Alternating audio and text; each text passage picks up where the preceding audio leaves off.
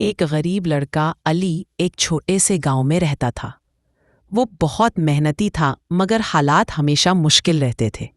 ایک دن جنگل میں لکڑیاں کاٹتے ہوئے علی کو زمین میں کچھ چمکتا ہوا دکھائی دیا۔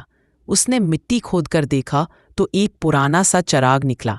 علی نے چراغ کو صاف کیا تو اچانک اس میں سے ایک دیو جن نکل آیا۔